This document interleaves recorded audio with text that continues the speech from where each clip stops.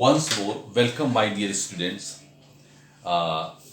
जैसा कि मैंने प्रॉमिस किया है कि आप में से कुछ बच्चों ने मुझसे रिक्वेस्ट किया था कि रियल नंबर सर फिर से पढ़ा दीजिए। कल मैंने उसका बिगनिंग कर दिया था और आज एक रियल नंबर चैप्टर से एक ऐसे क्वेश्चन को मैं आपके साथ डिस्कस करने जा रहा हूँ। उसको एक्सप्लेन करूँगा और सॉल्व भी करूँगा।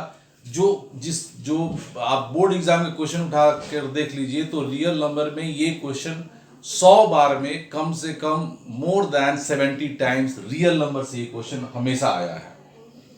और वो क्वेश्चन है कि to prove root 3 is an irrational number. ये हो सकता है कोई भी आपका नॉन परफेक्ट नंबर का स्क्वायर रूट को प्रूव करने के लिए आ सकता है, जैसे रूट 3, रूट 5, रूट 7, रूट 13 सब इसी पैटर्न पर बनेंगे।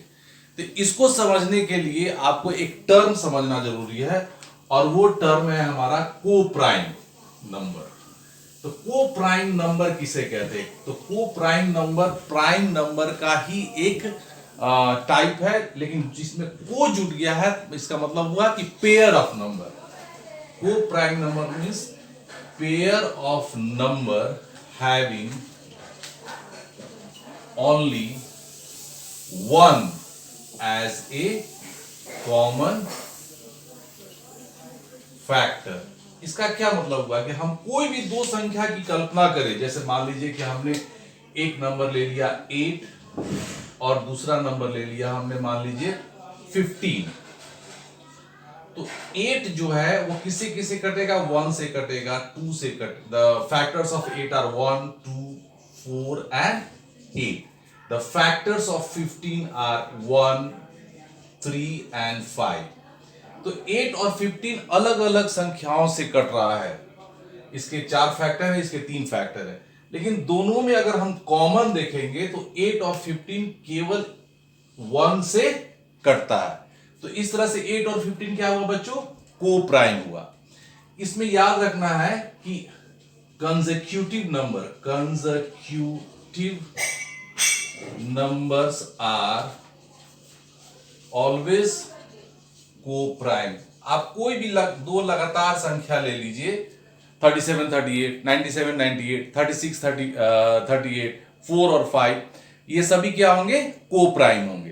तो मैं इस टर्म को क्यों एक्सप्लेन किया हूं कि इस टर्म का एप्लीकेशन हम लोग इस बहुत ही इंपॉर्टेंट क्वेश्चन को प्रूव करने में करेंगे, जो बार बार बोर्ड एग्जामिनेशन में जिसके आने की संभावना रियल नंबर चैप्टर से सबसे ज्यादा, एक क्वेश्चन जो सबसे ज्यादा बार रियल नंबर से पूछा गया है वो ये है। तो आपको प्राइम समझ गए होंगे, इसको नोट डाउन कर लीजिएगा।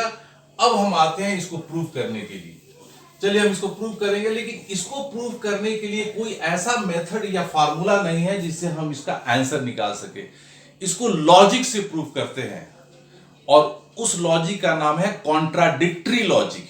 कॉन्ट्राडिक्टरी वर्ड का अर्थ होता है जो है ठीक उसके अपोजिट चीज को एज्यूम कर लेना। जो फैक्ट है, जैसे कि रूट 3 का फैक्ट क्या है? वो एक इरेशनल नंबर है। उसके अपोजिट क्या हो गया? Rational number. हम उस रैशनल नंबर उसको उस फॉर्म में एज्यूम करेंगे और जब फैक्ट्स हम ढूंढेंगे और फैक्ट्स जब निकालेंगे, उस फैक्ट्स की सहायता से हम क्लियर कर देंगे कि रूट 3 इरेशनल नंबर है। ये आपको थोड़ा सा अजीब सा लग रहा होगा कि क्या सर मैथ्स बनाने में लॉजिक का यूज कर रहे हैं, क्योंकि इसी तरह सॉल्व होगा। इसको ऐसे समझ सकते हैं जैसे अपने क्लास के जो सबसे तेज बच्चा है और सबसे अच्छा एक स्टूडेंट है, उसका एग्जाम्पल लीजिए। जैसे मान लीजिए हम एक बच्ची का एग्जाम लेते हैं, आयुषी। तो हम आयुषी पढ़ने में बहुत तेज है, बहुत अच्छी है, तो हम मान लेते हैं कि Ayushi is not a good girl. Ayushi एक अच्छी लड़की नहीं है। हमने मान लिया कि आयुषी जो है एक अच्छी लड़की नहीं है। चलिए अब हमने उनके अगर उनके क्लासमेट से हम कहें कि स्टडी में कैसी है, पढ़ने में, तो आउट ऑफ 10 उसको कितना मार्क्स दीजिएगा? तो कह रहे हैं कि 9, क्योंकि हमेशा वो क्लास में टॉपर के लिस्ट में आती है। उसका बिहेवियर कैसा है? तो बिहेवियर उसका बहुत ही अच्छा है, तो उसको भी हम लोग आउट ऑफ 10 हम लोग 9 मार्क्स देंगे। वो हेल्पफुल है कि नहीं? तो वो बहुत ही हेल्पफुल है, वो हमेशा दोस्तों को बहुत ही हेल्प करती है, 8 मार्क्स दिए। वो रेगुलर है कि नहीं? तो वो आज तक एब्सेंट नहीं हुई अपने क्लास से, चलिए 10 में 10 मार्क्स। तो हम जब फैक्ट्स को हमने देखा कि पढ़ने में अच्छी है, बिहेवियर अच्छा है, हेल्पफुल नेचर की है, रेगुलर है, तो ये सारे फैक्ट्स हमने जो एज्यूम किया है नॉट ए गुड गर्ल, उसके कंट्राडिक्ट में आया, उसके अपोजिट में आया, which means what we have assumed that Ayushi is not a good girl is wrong, which means Ayushi is a good girl, वो एक अच्छी बच्ची है। अब चलिए, अब हम इसको प्रूव करते हैं।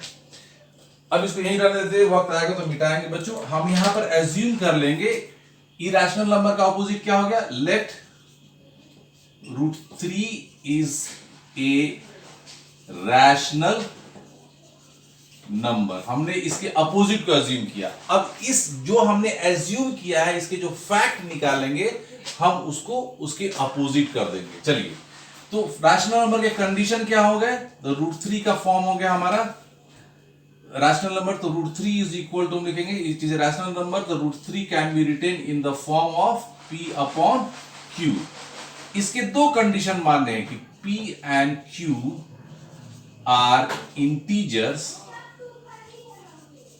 But Q is not equal to 0। और सेकेंड जो फैक्ट हम मानेंगे, जो अभी मैंने एक्सप्लेन किया था, कि P and Q are coprime. Coprime मतलब दो ऐसी संख्याएं हैं, ये न्यूमरेटर और डिनोमिनेटर में, जो केवल किससे कटेगी, 1 से कटेगी। चलिए, अब आगे के स्टेप को हम लेते हैं, स्क्वायरिंग बोथ साइड्स। तो हमको क्या मिलेगा, √3 का स्क्वायर करेंगे तो 3, और ये मिल जाएगा हमको P²/Q²। अब क्रॉस मल्टीप्लीकेशन की, तो हमको क्या मिल गया बच्चों, हमको मिल गया कि P² is equal to 3Q²। इसको इक्वेशन 1 हम एज्यूम कर लेंगे। अब देखिए, अब 3 को मैं लेफ्ट हैंड साइड डालूंगा, तो P²/3 is equal to Q²। इसका मतलब कि P² एक संख्या है जिसको 3 से डिवाइड करने पर हमको क्या मिला, Q² मिला। और Q का कंडीशन क्या है बच्चों, Q is not equal to 0। तो लिखेंगे 3 divides P² which means 3 divide P। इसको कैसे समझेंगे, जैसे मान लीजिए कि कोई एक संख्या है 6² is divisible by 3। 6² is divisible by 3, या समझ गए, which means 6 is also divisible by 3। जैसे if 3 divides P² is divisible by 3, या 3 डिवाइड्स P², तो P को भी 3 डिवाइड करेगा। इसको इक्वेशन नंबर 2 मान लिए। अब ये जो स्टेटमेंट आया, इस पर मैं आपसे थोड़ी चर्चा करना चाहूंगा। इसका क्या मतलब होता है, 3 डिवाइड्स P का मतलब क्या होता है। तो P एक वेरिएबल के फॉर्म में है जो 3 से कटता है। तो अगर लोकल भाषा में, साधारण भाषा में हम बात करें, तो P एक ऐसी संख्या हुई जो 3 के टेबल में, 3 के पहाड़े में आती है। क्यों नहीं, क्योंकि 3 के टेबल में जो भी संख्या आएगी वो 3 से कटेगी। तो P उन सारी संख्याओं को रिप्रेजेंट करेगा जो 3 के टेबल में आता है। 3 10 या 30 तक नहीं, उसके बियॉन्ड भी, 33 को भी, 36 को भी, 39 को भी, 51 तक भी, जितना आगे बढ़ते चले जाएं, जिस जो 3 के मल्टीपल में आती है, वो सारी संख्याएं P से को रिप्रेजेंट करती है। तो हम इसको आपको और आसान करने के लिए हम लिख सकते हैं यहां की P comes in the table of 3, table of 3, P variables comes in the table of 3। तो P को हमने मान लिया, let P is equal to 3x, which means अगर P को हम मानते हैं 3, तो हमारा ये 3x के फॉर्म में क्या हो जाएगा, 3 into 1। P को 6 मानते हैं तो x हो जाएगा हमारा 2। P को 12 मानते हैं तो x हो जाएगा हमारा 4। तो ये सारी संख्या P को 30 माने तो क्या हो जाएगा हमारा 3 into 10। p को हम 36 मानेंगे तो हो जाएगा x हो जाएगा 3 इंटू 12। तो ये सारी संख्या p को रिप्रेजेंट कर रही है जो 3 के टेबल में आती है। अब यहां लिखेंगे स्क्वायरिंग बोथ साइड्स, तो ये हो जाएगा p square is equal to 9x square. अब इक्वेशन 1 में देखिए तो हमने p स्क्वायर को क्या लिया है बच्चों, यहां पर इसमें p स्क्वायर की जगह क्या लिखेंगे हम लोग 3q square, that is equal to 3q square is equal to 9x square, यानी कि q square is equal to 9x square upon 3, which means ये क्या हो गया बच्चों हमारा 3x स्क्वायर, 3 इधर आया। अब हमारा क्या हो जाएगा q square upon 3 is equal to x square. तो x क्या हुआ, ये भी हमारा नॉन जीरो इंटीजर्स है, क्योंकि जब भी हम किसी टेबल को पढ़ते हैं तो 0 बार नहीं पढ़ते हैं, 1 से शुरू करते हैं। तो x is always greater than 0। इसका अर्थ क्या हुआ कि 3 divides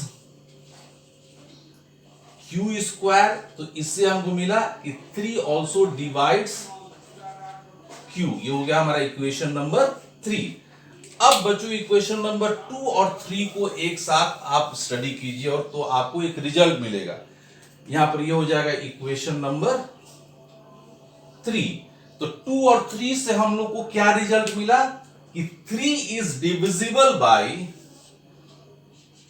3 is divisible by sorry p and q। अब क्या लिखेंगे p and q are divisible bye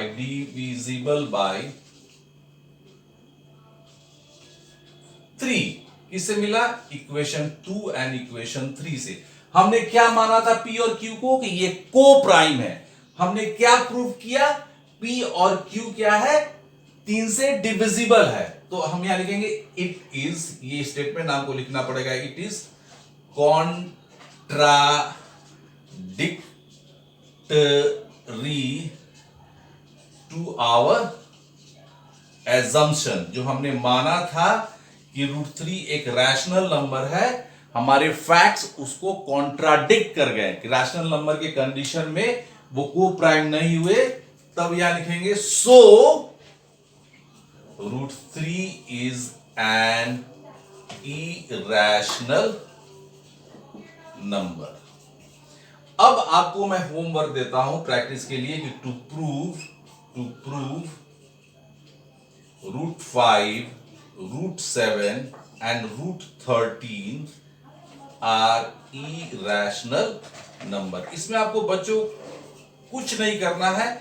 जहां जैसे √5 आप बनाने चले तो जहां जहां आपको 3 दिख रहा है, जिस जगह पर उस 3 को किससे रिप्लेस कर दोगे आप 5 से रिप्लेस कर दोगे, और स्क्वायर रूट में जब आओगे तो यहां से थोड़ा सा नंबर चेंज हो जाएगा। तो बहुत आसानी से आप √5, √7, √13 या ऐसे किसी भी संख्या को आप आसानी से प्रूव कर सकते हो कि इरेशनल नंबर है।